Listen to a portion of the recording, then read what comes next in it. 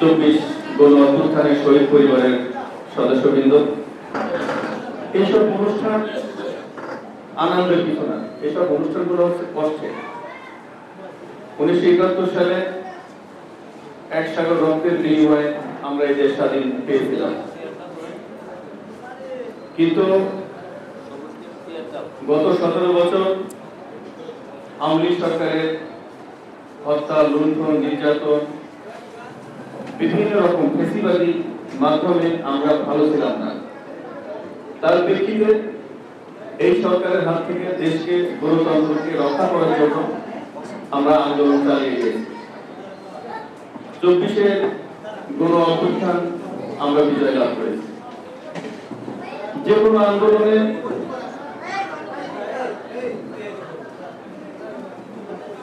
সফলতা আসে রক্তক্ষয়ের মধ্যে,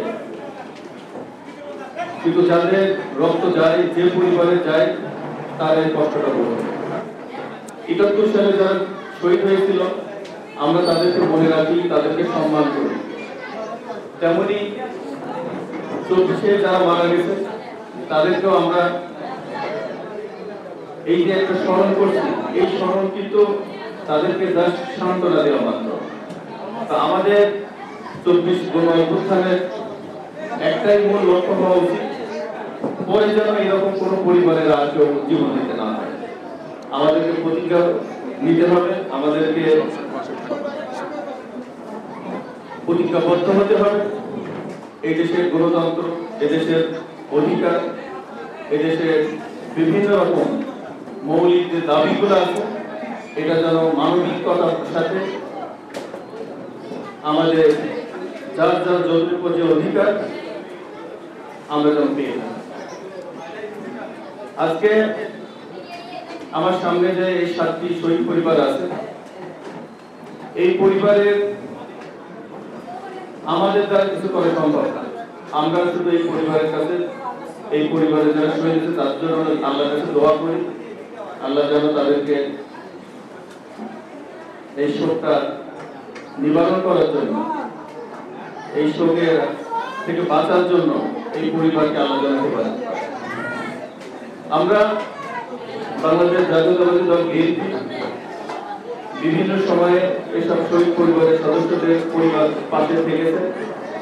আজকে তেমনি আমার একটি ব্যক্তিগত প্রচেষ্টা, তো আমার এই প্রচেষ্টা তো অব্যাহত আছে, থাকবে।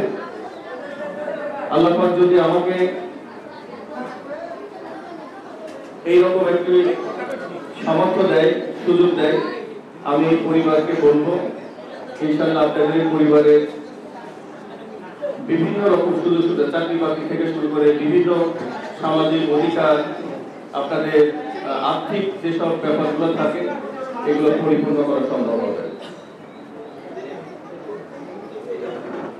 আমি আপনাদেরকে একটি কথাই বলবো, আপনারা আপনাদের পরিবারের যেসব সদস্যরা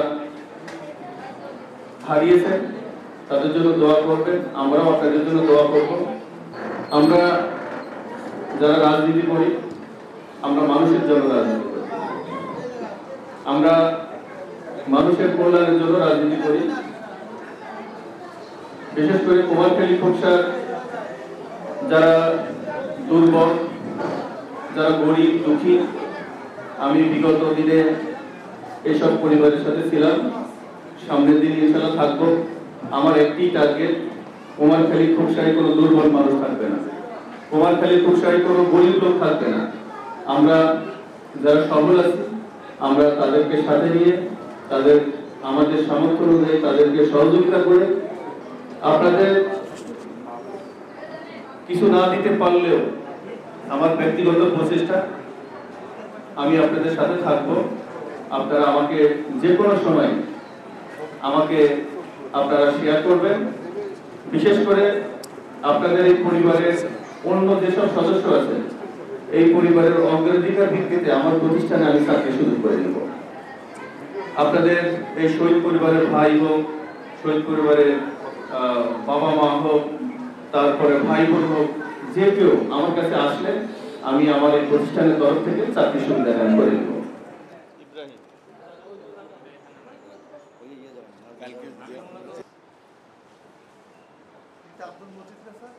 মহির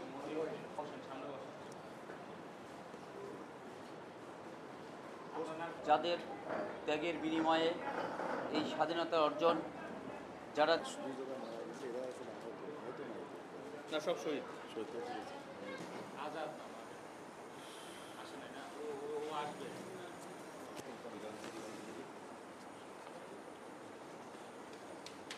দেখো এই জুবাইরের বাবার নাম কি?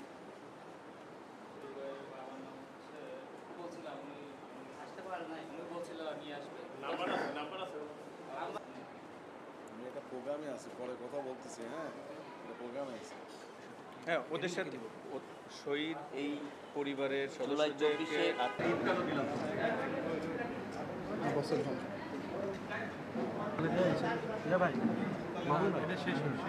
একটু পরে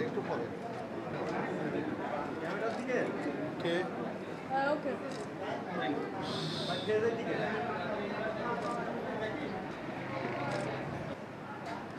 এদিকে